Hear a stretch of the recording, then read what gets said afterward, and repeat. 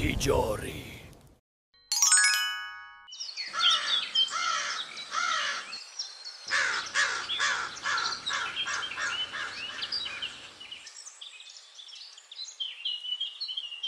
তোমার নাম কি?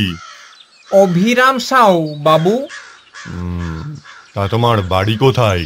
অলিপুর গায়ে বাবু, ওড়িশা। বাড়িতে আছে কে? আমার দাদা আছে, বৌদি আছে, দুই ভাইপো আছে। তা তোমার বাড়ি যেতে হয় না?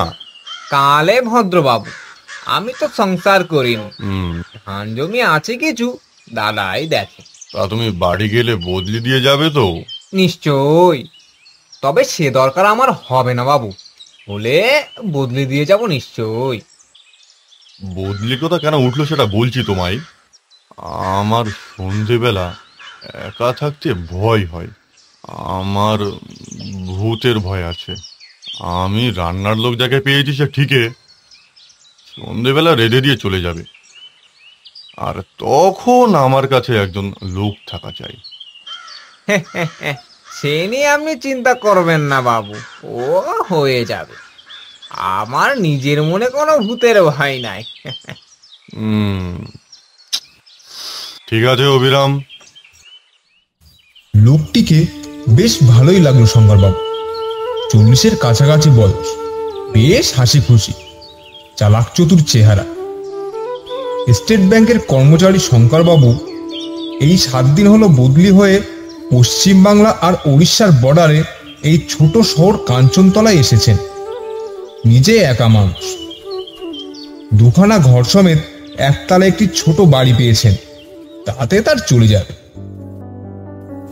তবে বাড়ির পরিবেশ নিরিবিলি, তাই একজন চাকর সবসময় থাকা দরকার।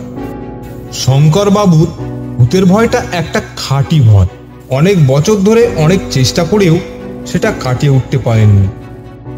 অভিরামকে শঙ্করবাবু দিনে দিনে বেশ ভালো লাগতে লাগলো। এমনি কাজ তো ভালো করেই, হাঁটতেও পারে। আর সন্ধ্যাবেলা সে সত্যি করে শঙ্করবাবুকে সঙ্গ দেয়। আরেকটা জিনিস শঙ্করবাবুকে অবাক করে, সেটা হলো অভিরামের গল্পের স্টক।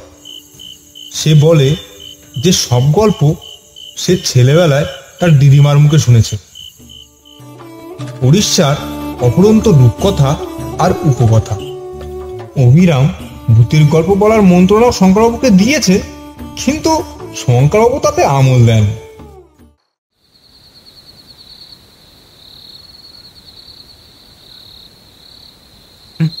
আমি কিন্তু অনেক ভূতের গল্প জানি বাবু। তা হোক, ও জিনিসটা তুমি বাদ দাও।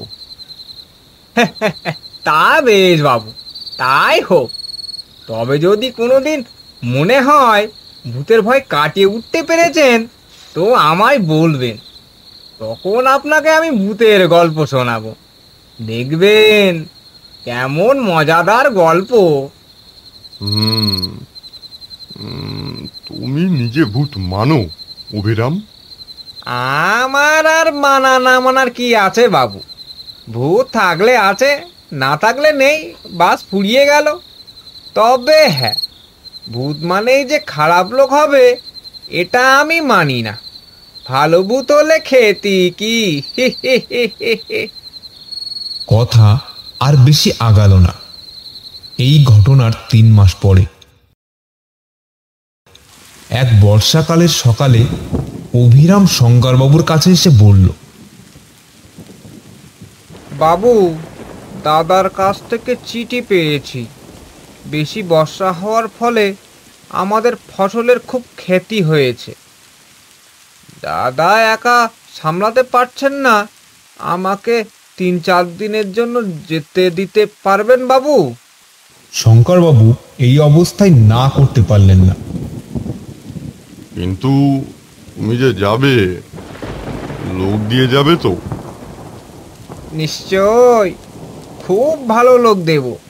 তবে সে বোধহয় আমার মতো অত কথা বলতে পারবে না। তা হোক, সন্ধেবেলাটা আমাকে একটু সঙ্গ দিতে পারলেই হলো। তা খুব পারবে।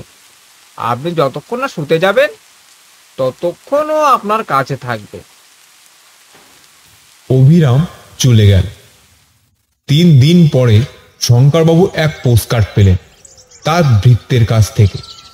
খবর ভালো নয়, আরও 3 দিন লাগবে সামাল দিতে, তারপর অভিরাম ফিরবে। শঙ্করবাবু কি আর করে। এদিকে বদলির চাকরটিকে তার বিশেষ পছন্দ নয়, মুখটা যেন বড় বেশি গোমরা। যদিও কাজ করে ভালোই। পরদিন সকালে রেডিওতে খবর শুনে শঙ্করবাবু স্তম্ভিত।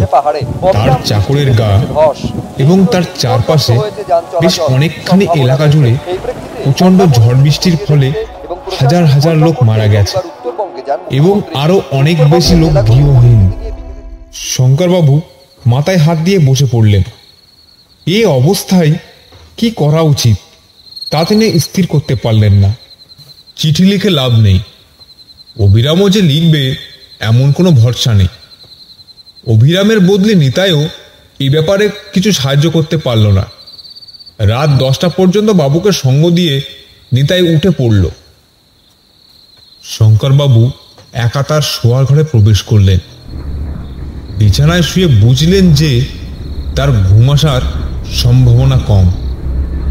অভিরামের অভাব তিনি তীব্রভাবে অনুভব করছেন। ক্রমে রাত নিঝুম হয়ে এলো। একটানা ঝিঝি ডেকে চলেছে। এবার তার সঙ্গে শেয়ালের ডাক যোগ হল। হুয়া আবার ক্যা। শঙ্করবাবুর মাথার উপর আকাশ ভেঙে পড়েছে। ভূতের ভয়ে এর মধ্যেই তার শির দ্বারা দিয়ে ঢেউ খেলে যাচ্ছে। ওটা কি? পায়ের শব্দ না? শঙ্করবাবু বুঝলেন তার গলা শুকিয়ে কাঠ হয়ে গেছে। বাবু! সে কি? এই যে অভিরামের গলা। অভিরাম নাকি? হ্যাঁ বাবু, আমি এসেছি, ফিরে এসেছি। আমার ধরে প্রাণ এলো অভিরাম, দাঁড়া, দরজা খুলি। না বাবু, খুলবেননি। মানে? খুলে কিছু দেখতে পাবেননি। সে কি? আমি অভিরাম বাবু, কিন্তু আসল অভিরাম নয়।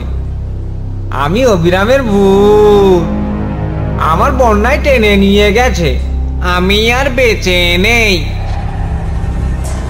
কি বাবু, শুনলেন আমার কথা? বাবু!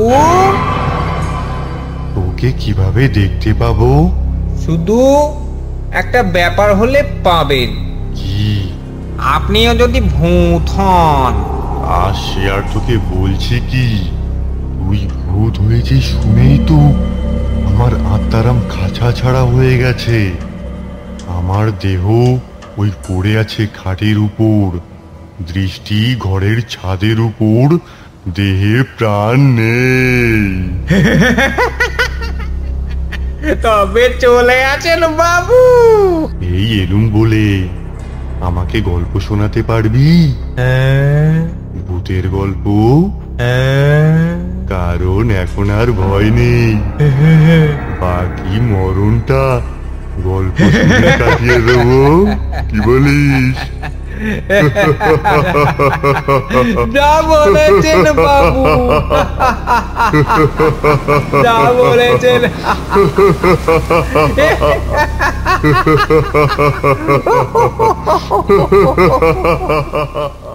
গল্পটি ভালো লাগলে লাইক এবং চ্যানেলটিকে সাবস্ক্রাইব করুন।